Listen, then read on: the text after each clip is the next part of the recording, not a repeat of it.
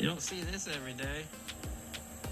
That is a sailboat pulling a tuber. Look at that. That's hilarious. He was going faster a couple minutes ago. He was up on plane.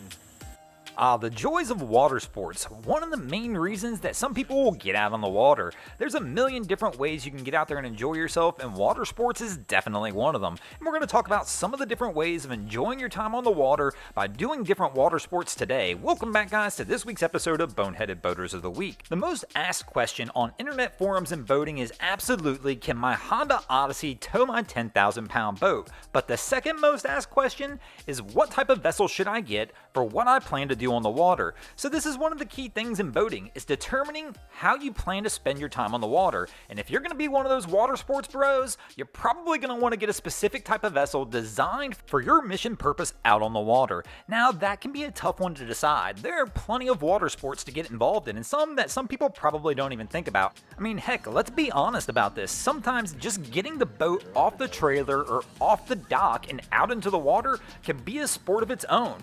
Kind of like a pinball competition sometimes, depending on the person who's behind the wheel of the boat.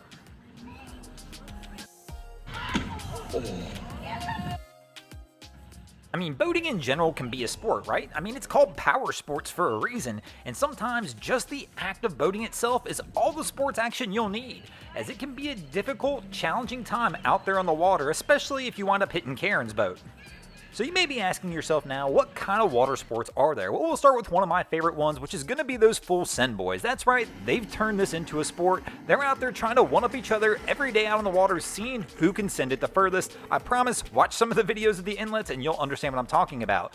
Most water sports, though, are going to require some kind of sense of balance, depending on what you try and do. So before you go out there and decide you're going to try and water ski or kneeboard or anything like that, make sure you've got the balance to possibly handle the sport you're looking for, because nothing stinks more than going out there, buying a $300,000 wake surf boat, only to figure out that your coordination and balance really isn't good enough for you to participate in that sport.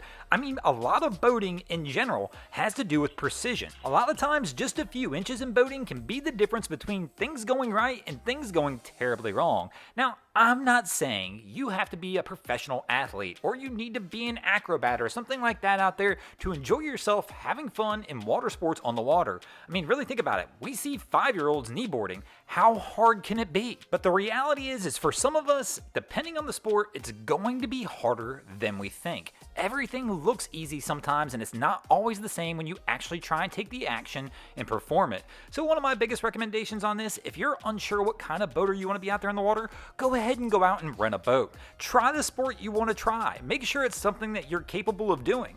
And you never know, you really may surprise yourself out there and you may actually enjoy it and right off the bat be good at something out there on the water, and that is the sport for you. For some others, maybe you'll invent your own sport. Heck, you never know. Water boat bull riding may be a new contest in the 2024 Olympics. But unfortunately, it looks like we've got somebody who might have a little advantage over everybody else, as he's got the experience already. I mean, he's absolutely crushing the 8-second time limit that's normally needed to pull off a win in this. I mean, let me know how you would rate his ride in the comments below. Of course, there are other sports we could add to the Olympics as well. I mean, why not? It's always fun to talk about adding more boating events to the Olympics. Like boat racing would be a great one. I mean, but not your traditional boat racing. Let's go ahead and line the boats up against humans and see who can win. I mean, this could be the first time that something that's not human actually wins a medal at the Olympics. Or we could also do teamed manual bilge pumping. I mean, who doesn't enjoy getting out there and manually bilging your boat?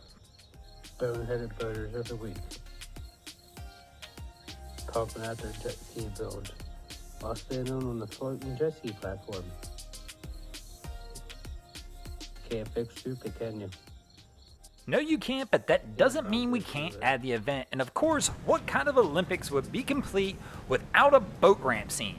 Either loading, launching, or trying to dock, or heck, do all 3 events. I think that would be a fun, action-packed one that anybody would watch. Thanks for watching, guys. I hope you enjoyed this week's episode of Boneheaded Boaters of the Week. If you ever see anything crazy happening out on your waterways, be sure to hit me up on Facebook or Instagram and let me know, and you might see your stories over here. Just like Billy Taylor, Chris Rainhaler, Corey Chandler, C. Ann Dandler, Daniel Winslow, Dennis Yanudis, Doug Foster, Kyle Sharp, Nick Raqueen, and Tori Falaska did this week. And if you guys haven't already, go ahead and drop an anchor on the subscribe button here. If not, we're coming to steal your drain plug.